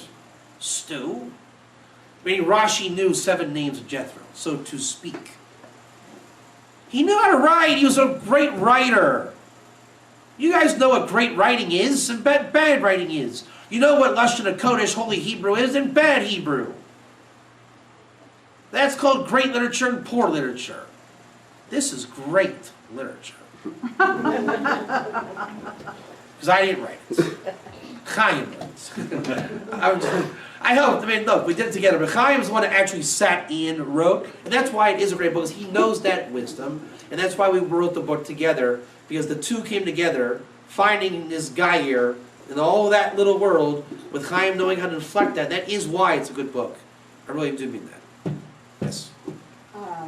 This is Briggs Ann. Hello. She has a question Yes. that she wanted me to ask. Mhm. She has said under your teaching back in the Pattersons, and she's very Okay. receptive. We know that we live in the Bible Belt, Yes. and she wants to know, is the Bible true or is the Torah true? As in the New Testament. That's the question? Well, we found that out on Thursday. No stuff. I know that. Yeah, the answer is no, it is not.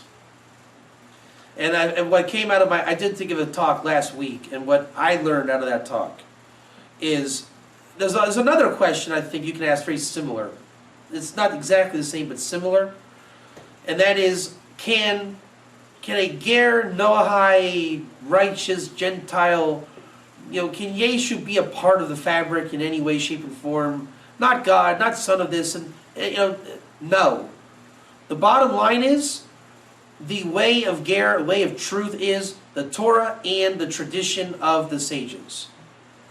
There's just no grounds for bringing in anything, and there's just too many reasons to explain the almost answer. The answer is because that's the answer. It is the way it is the truth, it is wisdom, it is a straight line, and it is just not the way to walk straight, calling it to the left, diagonal, curve, backwards, roundabout, U-turn. Just go straight to God. That's the ger, that is the Torah that was given. And the left and right is a fantasy. It really is about the Torah, Hashem, and you.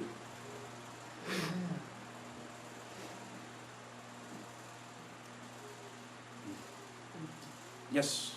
So, when you're talking about the Torah, then are you including the oral Torah and the written Torah?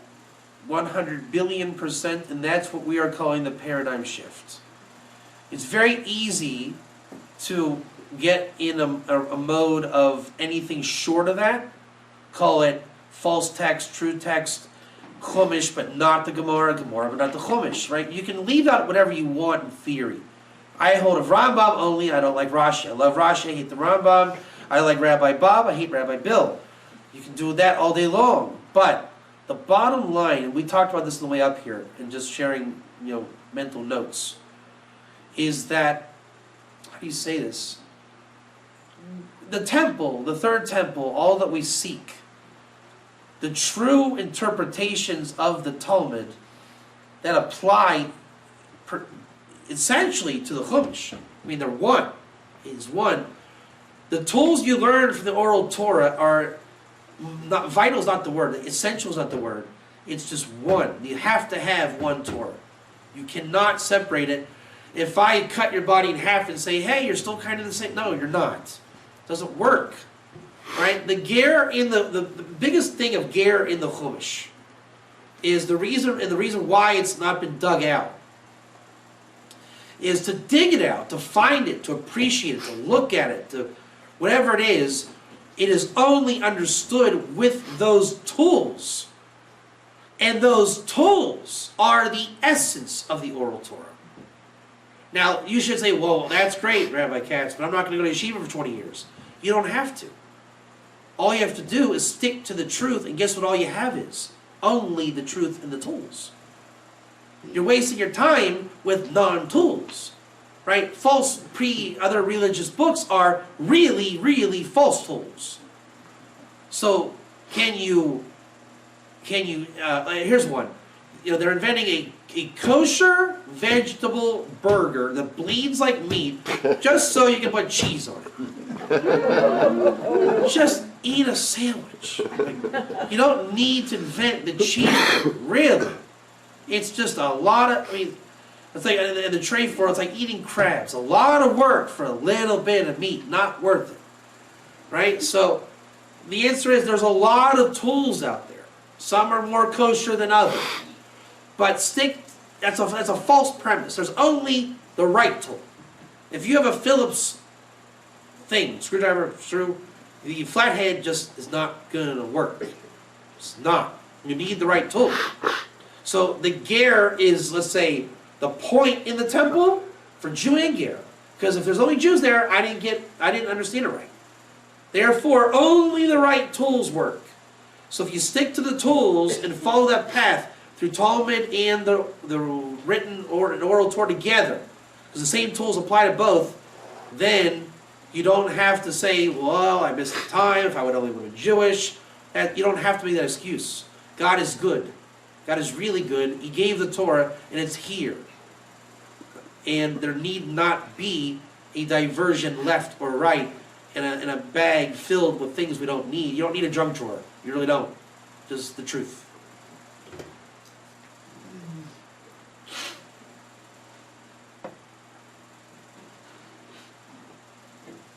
Any other questions? I was intrigued by one. Yeah. The toll part, right? If a ger is part of the fourth house of Israel, why can a ger not be called Israel? I want to see, which page is that on? That's the next to last. I just want to see it inside. That's also, see what I just did? He said something, and I refused to answer it. Right? Because you got to see everything inside. Okay, that's a rule of Top tools. of page 3. Yeah. Everything must be inside. Do not accept Jethro as a ger. Okay? Do not accept that. Demand to see that word nizgayer every single time. Because not only is it true that way, but you will begin to gain an appreciation of the sublime consistency of that code in Torah and grammar and Talmudics. It's a beautiful thing to see. I did not answer his question. Interrupt just shortly. So did you prove that Jethro wasn't a convert because of that word, this guy? Great question. Wasn't it about when he did his... Proven no, Okay, but most likely yes. okay. Now, this is a very good question. Listen to Dr. Jason, wonderful friend specs. This is essential. Every ger, I'm very glad you brought that up. Every ger in Torah, by definition, is more than one in potential. Meaning, there's 2 Hebrew words. I really want you to know them. Write them down. I'm going to tell you. Right? In your own language. Miut, which means exclusion, and riboy, which means inclusion. No ger reference, except for maybe that 15:15, because that is the convert source. But outside of your anomaly, it is never a this or a that. This doesn't work that way. It's a riboy, a this and this. And with Jethro, in all honesty, he did not become a convert. There's so many sources. When you pull them together, you will see a picture built. That man was a ger. But in a theoretical paradigm shift, he could be a convert. But that means everything would be a paradigm shift. It's like, you guys know what geocentrism is? That the earth is the center of the universe. What makes that true? Relativity. By the very definition of Einstein's theory of relativity, you have to always say that the earth may be the center of the universe and the sun revolves around the earth. You just cannot get around that.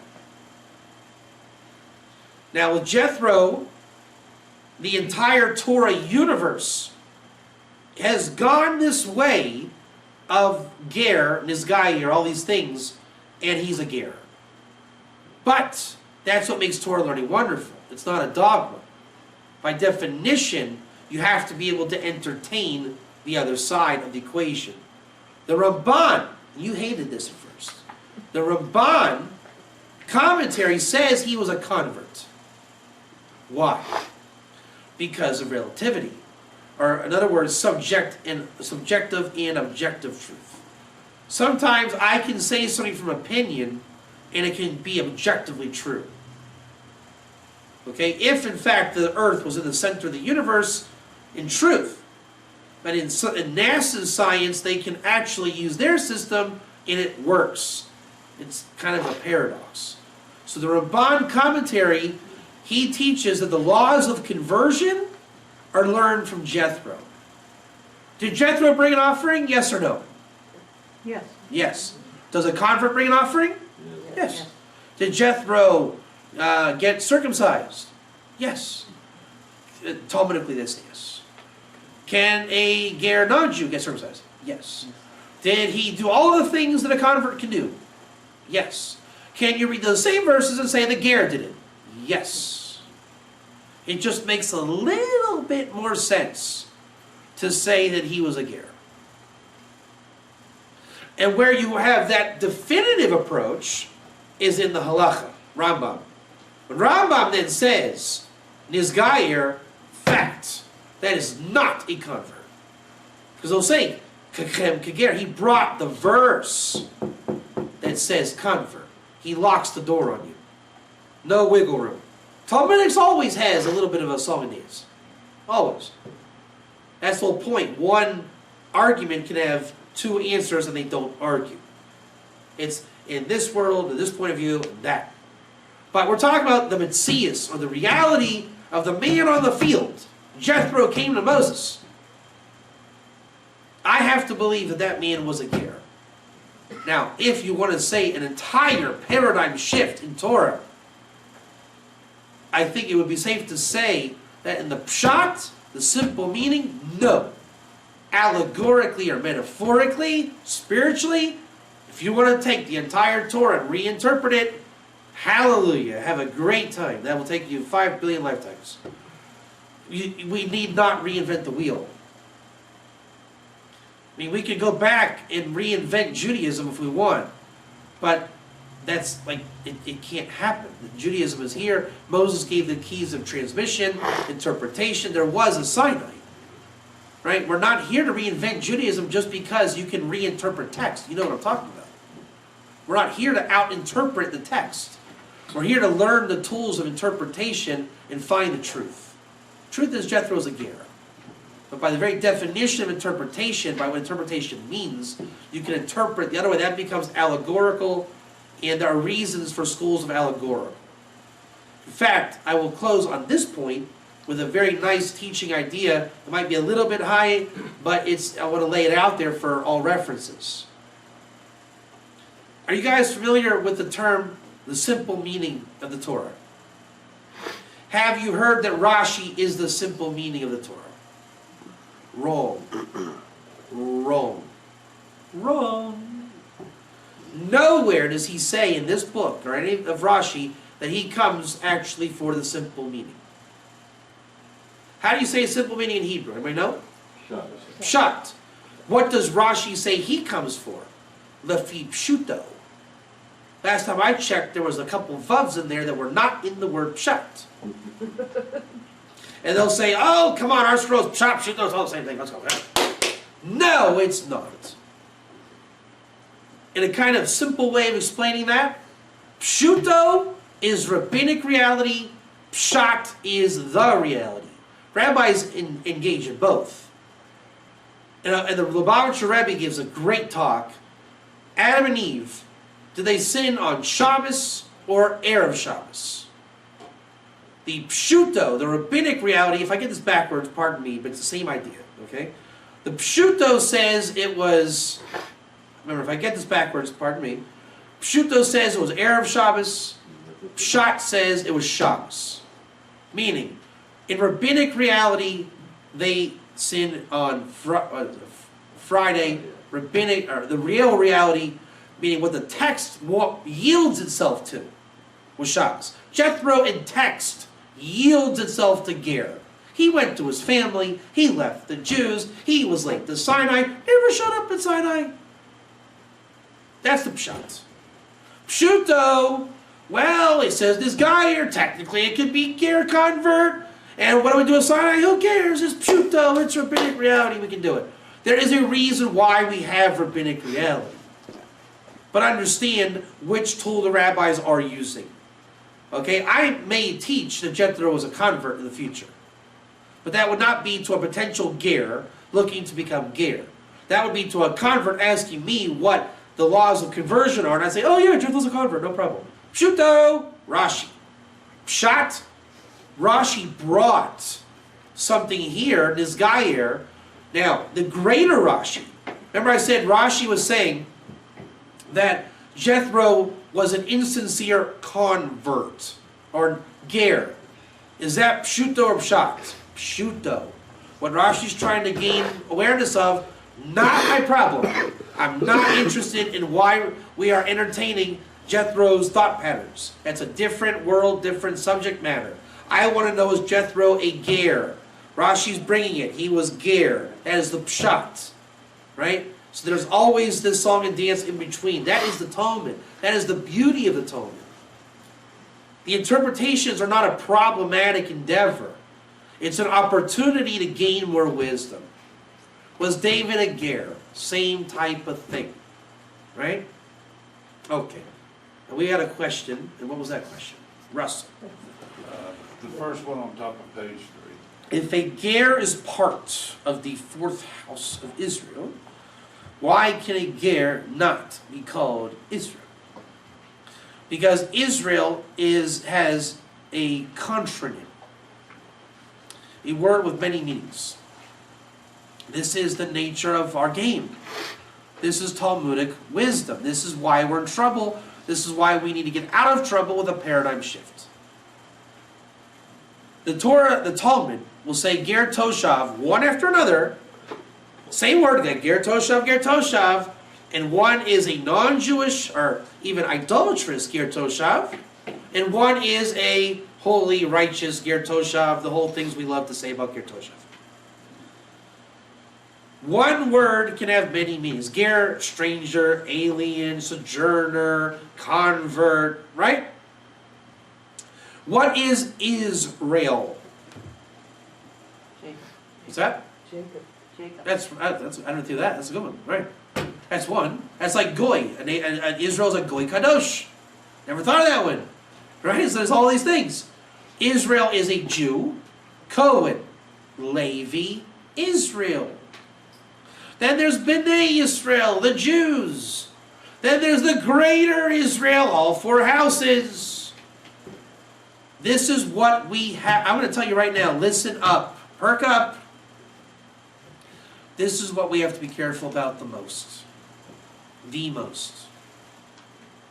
Because the distinctions are everything. Some distinctions are eternal, some are like temporary files for a computer. If I am a Jew, which I'm not, I am a Kohen. It's actually different. It's like Texas is its own country. How do you say it? How do you say this? There's a republic on treaty with America, right? I am not Jewish. I am a priest, a Kohen on treaty. If you mess with me, you get the spear.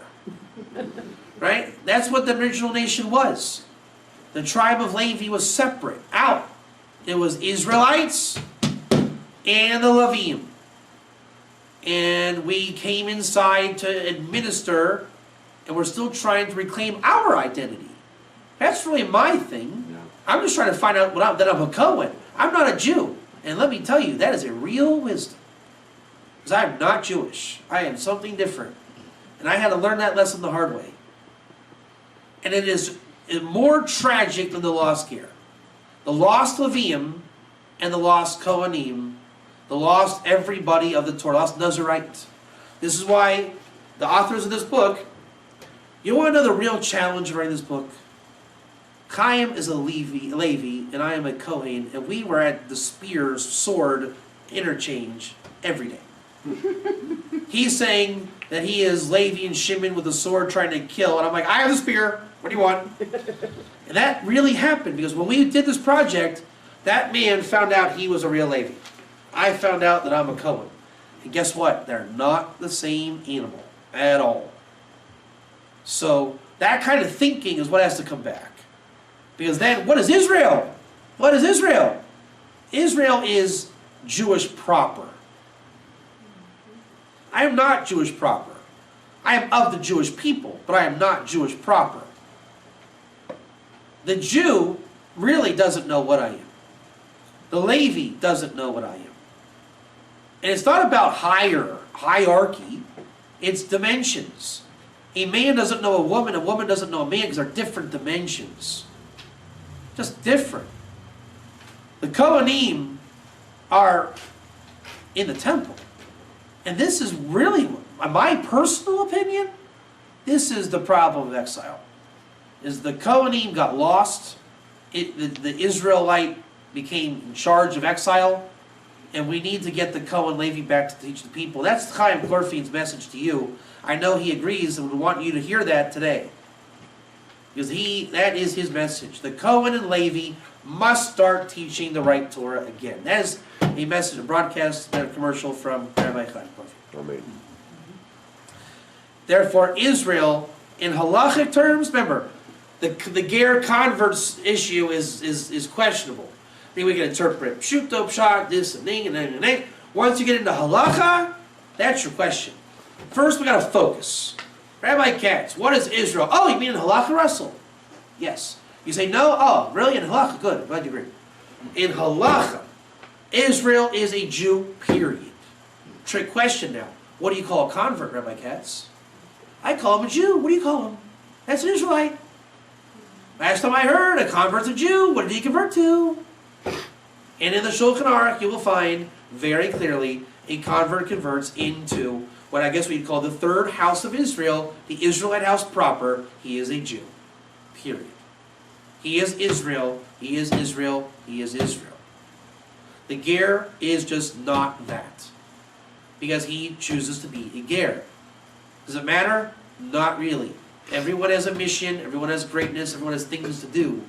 If you think you need to do it inside Israel camp, okay, then go there. If you think you need to be in the fourth house of Israel, then go there. And I think the question you're getting to beg at is, what is the fourth house of Israel, Rabbi Katz? Is that the question? I don't know. Just joking. I do know. Fourth house of Israel. How many of you seen the four-headed shin on the tefillin? There's a letter shin. Raise your hand if you have no idea what I'm talking about. Raise your hand. Yeah?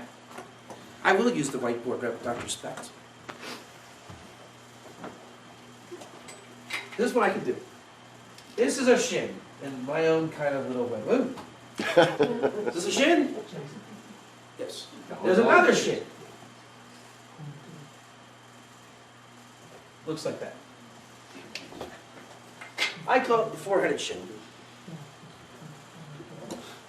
And what it is on the tefillin that a man wears. One has, I forget which side, three-headed shin, and on the other side is the four-headed shin. Now, what's your name? Yes. Derek. Again? Derek. Derek. Derek, explain what the four-headed shin is.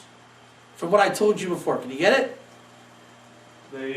I understand from my studies before that it's a prophetic shin. So is there one answer, or is it just a four-headed shin? There's many wisdoms. It does. Exactly. There's not one answer. Don't break your head trying to find the answer. It's Abraham, Isaac, Jacob, David, Sarah, Rebecca, Rachel, Leah, Cohen, Levi, Israel, Ger. It's the four. It's Yud Hey, Vav Hey. It is the whole gestalt. Right? 3 is, again, it's wisdom. It's receptacles of wisdom. Now, that's where it begins. That's where the concept of the four in the houses, King David, as we said, is the fourth patriarch, so to speak, in allegorical, metaphoric terms in the Midrash, in Kabbalistic sources and things like that.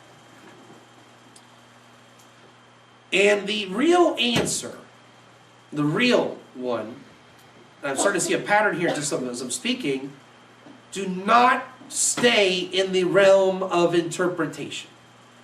Because you'll say, it's the fourth house, it's David from Ruth. Okay, what about the matriarchs? You can't out-interpret.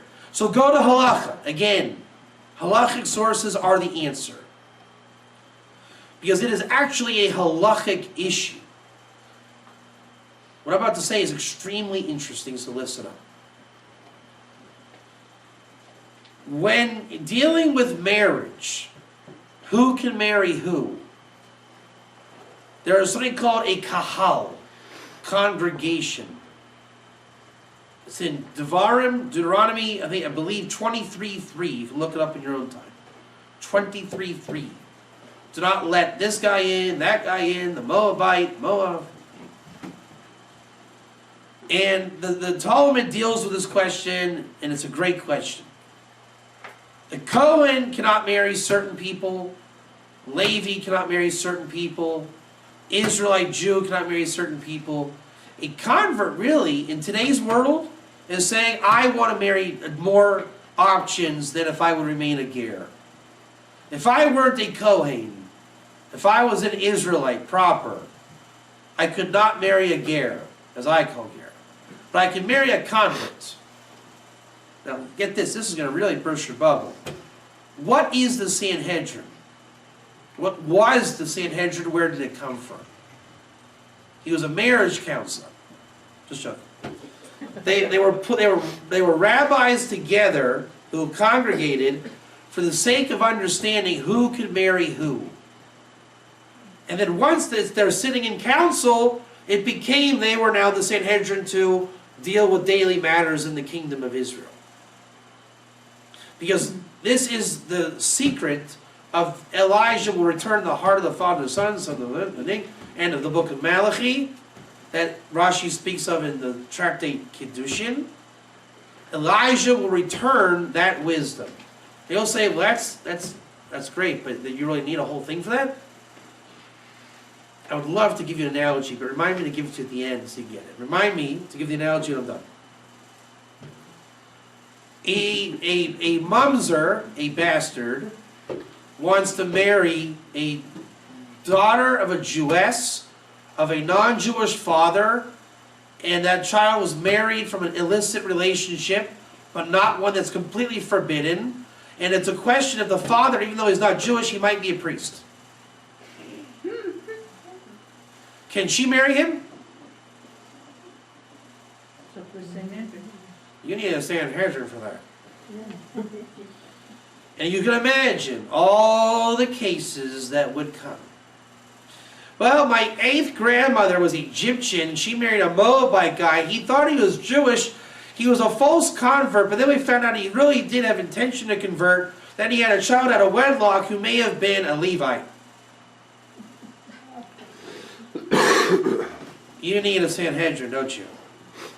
The Elijah wisdom that will come back in the end of days. The 4th house called Ger, Gerim, 4th Kahal, Kuf, Hey, Lamed. It's a lot of wisdom, isn't it? You ever hear the book Ecclesiastes? What do you call that in Hebrew? Kohelet.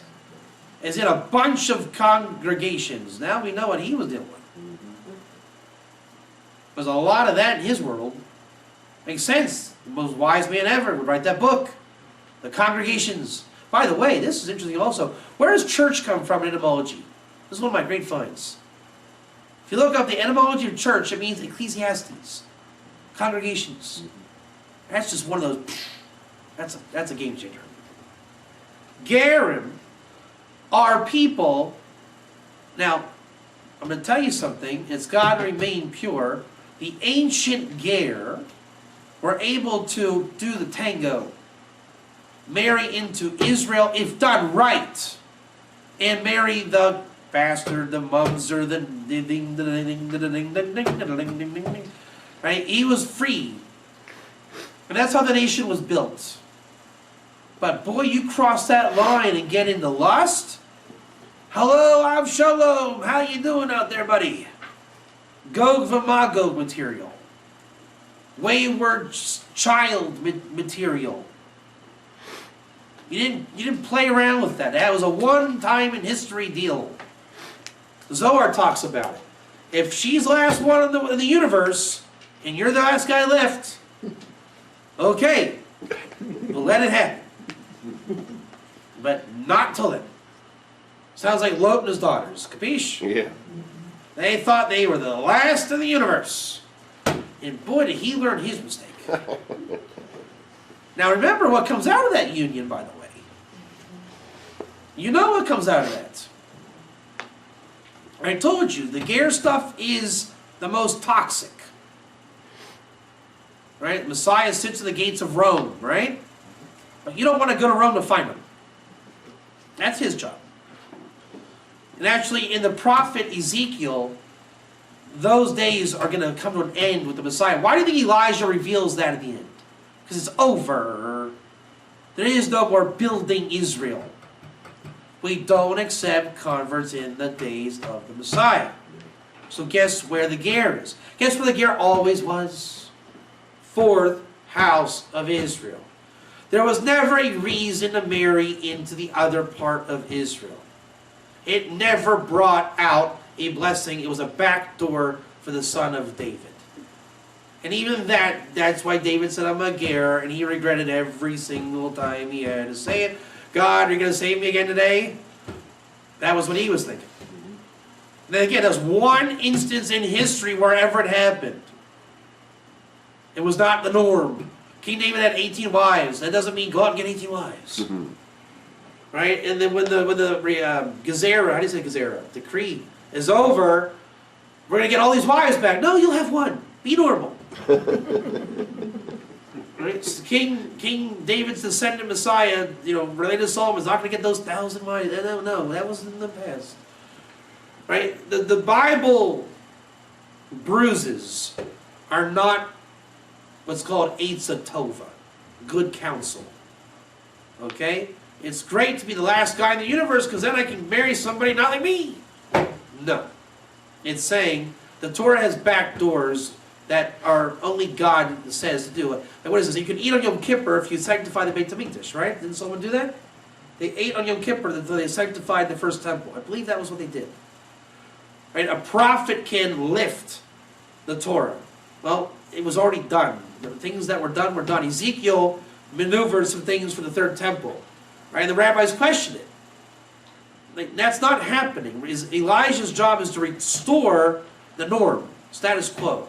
That's why the famous thing, there are no converts in the end of days. But we all know that the Torah has its funny spots. But it's a learning device and mechanism. Our job today is to get it right. Those guys, they didn't bring Mashiach. They didn't. Keeping it all Jewish doesn't work either. Keeping it, all ger doesn't work. You got to get it right. God loves the ger. He really does. It says 46 times, mentions and hints of love the ger. We've tried everything with the ger. We tried moving them in, moving them out. Tried to marry him, tried to divorce him. Tried to bring them our family, tried to excommunicate them. Nothing worked. How about just love your fellow man? How about love the ger? You ever try that?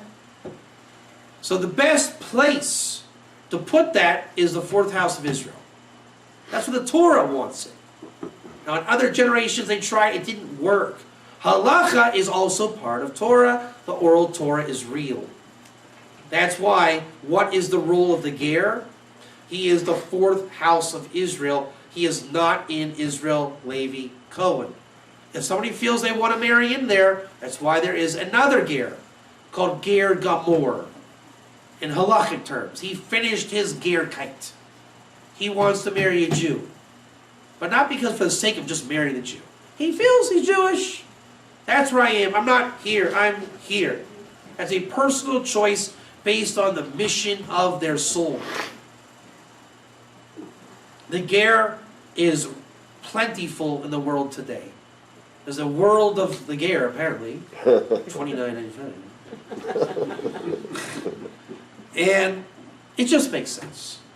It has to make sense at the end of the day. And if you follow the unfolding of halacha over time, the reason why my job is ultra simple is because the Torah has been written. I don't have to write anything. Right? There's already been the Rambam, Vilna Gaon. No one's looking for the David Katz response of ger. I'm not making up my own definitions. I know people have asked me, can't you just give us a big Band-Aid? No, the Torah's already been written. The Torah already defined the fourth house of ger as a non-Jew, not a convert. And it's not a rigid system of din, and I'm a this, and I'm a this, and I'm a that. It's a partsuf, meaning it's a vision to see the Torah spectrum, to know where you are in your coordinate and space of time, where you are in your mitzvahs. If you are a person who chose to be circumcised, what you're saying is, I relate to the Torah in this quadrant. If you say, I don't want to be circumcised, I don't want to eat clean, I don't even want to keep Shabbos, I want to keep the 7, you're in this quadrant. Now that quadrant isn't really just there, only in time and space of my hands. It's what Torah do you identify with? Another way of saying it is, who are you in the Torah? Where are you? That's the real question. The real answer, what is the fourth house of Israel, ger, in Israel, He's in here. your question is in here. It's your job to read this, look for it, search for it, and source it in the Talmud. Not you, but it. When you find it in the Talmud, it becomes halacha, it becomes the fabric of creation explained. I know it's a long-winded explanation. No, that's good. The answer is the fourth house of Israel is not a dogmatic one. I think the best way to say it's a paradigm shift. We haven't seen it yet. But we don't call it Israel, we don't call it Jews, because that's your question about, do I walk into the synagogue with a yarmulke, kick the door open, I'm the fourth house of Israel, yeehaw. Right? Again, it's the modest approach, it's the Siyas approach, it's the it makes sense approach, it's the halachic approach. You might call that the Torah approach, the godly approach. In fact, I'm going to trump the whole thing. What is a ger? I think now I know. What is a ger? There's something called deraisa. Deraisa. They say that in the Talmudic language, is it deraisa or derabbanan? Is it a rabbinical institution, or did God himself decree? It doesn't mean that, I found out. Deraisa does not mean that. Deraisa, it came about in the Megillas Esther, this word, deraisa, looks like that of the light. They say it means Torahic, but it doesn't. What it is you take the words divrei Torah, words of Torah, and you chop off half the words and half the words, and you're left with a dalid and a taf, and you smack them together. That's called dat, not da'at with the ayin, dalid taf. Have you heard the expression dat Yisrael, the faith of Israel, emunah of Israel? That's where that expression comes from. Dat Yisrael. Right? The fourth house of Israel is part of Dat Yisrael. The entire words of Torah. And the ger exists in there. Wow. That was beautiful, But Rabbi. thank you. The analogy, I forget the analogy now. I forget it. I don't know. Thank you. I don't know. It's I forget what it was. What was the question? I don't know. Wait. I remember the analogy. There's a famous joke. The guy's going to marry a girl. And he's a Talmid Chacham, growing to be. And the father-in-law wants to test the kid. To see how much he knows Hilchos Brachos. The laws of making blessings. Everyone knows, the Vilna Gaon says, the hardest part of Judaism is making brachas. They'll say, that's silly, Rabbi Katz. I know how to make Amotzi Lechem Man, the hard time, man. It's not.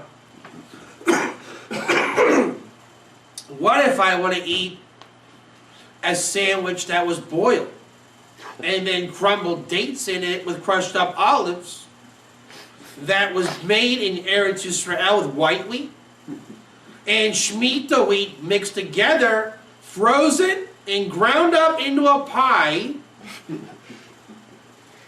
in the soil of Israel on Shabbos? What bracha are you going to make? What? That's what everyone says. You're not allowed to do that. So it's a law.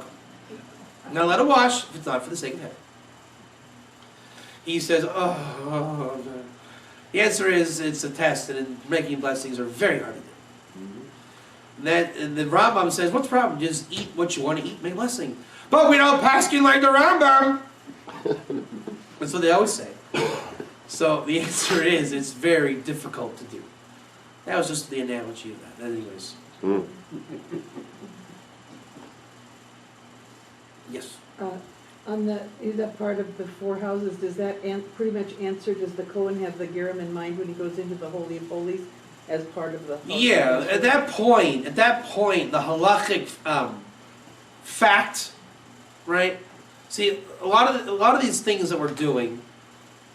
Let me just back up 1 second, okay? What I'm doing is not halachic in that there's a halachic ger toshav movement today, right? So a lot of people are questioning what I'm doing. What I'm doing is stating halachic precedent. There's a precedent in halacha, not like did I do it tomorrow, but the halachic world. there's a fourth house of Israel in halachic status, right? It has nothing to do with, okay, how do I do the halacha? It's not the right, doesn't go. That's putting a peanut butter and jelly sandwich in a disk drive. It doesn't work. What we're saying is, in halachic fabric, there is a thing, I know that's a word, a thing, called the fourth house of Israel.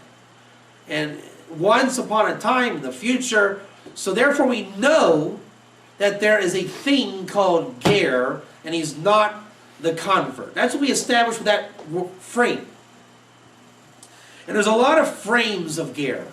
There's we're not taking converts in the future. There's Jethro, and that whole thing becomes a congealed world of the ger. That's like the halachic way of viewing it, right? That it's not just, well, the shin has 4 heads, and the fourth head is the ger. That's called a weak logical argument. Svara. I don't work with Svara because it's weak. I'm going to take one more step back, if you don't mind. On my smicha test, I turned it in, and I got the laws of Shabbos was my smicha. And I had a nice notebook with equations and gibberish, all kind of things on it. Cannot be translated even. And I said, I'm going to turn it in by hand to the rabbi. Rav Zalman Lechem Yagul. And he gave me my smicha after a little tussle. And he said, I'm going to tell you, now this changed my life. This is why I'm a rabbi. This is why I'm here as a rabbi. This is why I really should stop playing around anything by being anything but a rabbi. Because that's really what I found out I was all I am. Everything else is a charade and cowboy boots. He said, look, we had a powerful exchange, he and I. He said, stop lying. That's why I told Ross Beard at that time, stop lying. I'm going to stop lying. He said, everybody turns in their tests, and they're full of it. It's just logical arguments. Can a ger keep Shabbos in the Bahamas on Saturday because he's wearing flip-flops? Well, flip-flops are kosher if you buy them at 7-Eleven, if the guy's name was Bob that sold them to you, and I think it's kosher. Right? You can make anything kosher. Jethro was a convert. Does that make you happy? Svara, yeah, he was. But rabbinically, no, he wasn't. You can prove anything with Svara. Logic. Some things are great arguments. Some are horrible arguments. The ger is the fourth house of Israel because there's a shin that I wear in my tefillin that has 4 heads. No, it's a weak argument. You don't write a book on that. Now, Rav Ginsburg makes some great svaras. Why do we make ger toshav today? Well, did you ever think because the Jews are in the land of Israel and they have control of the land and they can build a temple whatever they want, therefore we should be out there making ger? Well, you think that? It's fact, right? It's a great svara. It's not halachic. Nobody said, yes, Jews have control of the land. It's a fact. No, it isn't a fact. But it's a great logical argument. Great logical argument. But I would never write a book on it. Ger is the fourth house of Israel because in halakha it's a fact. It exists. And it's not convert. That's a great fact. I deal with facts. What was the question? Well, I was just saying that from the answer that you gave on the fourth house of the ger being the fourth house, that right. So once we know by fact that there is a ger, not convert, call it the fourth house, at that point the question, all we've done is, and it shouldn't have had to come to this. Are you a human being? Yeah, and I proved it because I call you the fourth house of Israel. But the bottom line is, the Kohen Gadol says, here you, it's humans, let's get peaceful. The Kohen Gadol is a man. He is Adam. He was wearing the garments of the Kohen Gadol that represents humanity, we found out in the woolen garments. When you find out what that means, it'll blow your mind. Read the Ramchal on that. It's the repair of the universe. The Ora Vitumim, the fabric inside the breastplate. You're there because it's just reality, it's goodness of God. And it's a Chilul Hashem that I have to be up here pounding the table, proving it through halacha, theoretical halacha. It shouldn't come that. But it did. exile has made it come to that. Right? It was designed to be at Sinai that we were to get married, go to Israel, build a temple, and do the truth.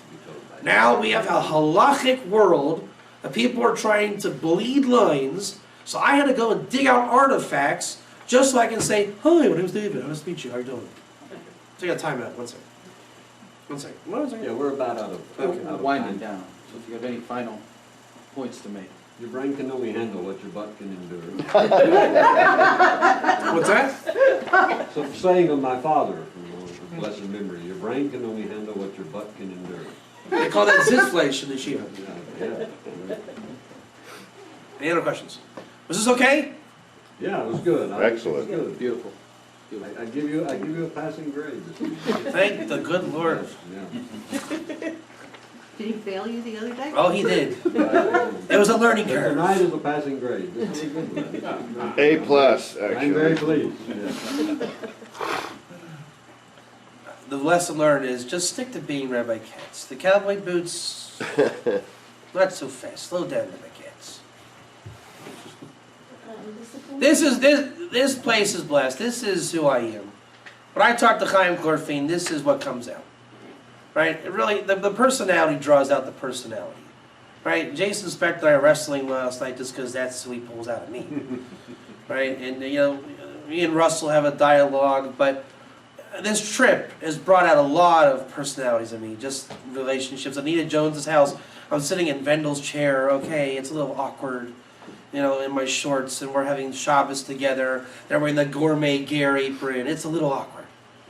Right? But not that I didn't like it. It was amazing. But Was that's... the fireplace going? What's that? Was the fireplace going? No, it was too hot. But the air conditioning was sub-zero.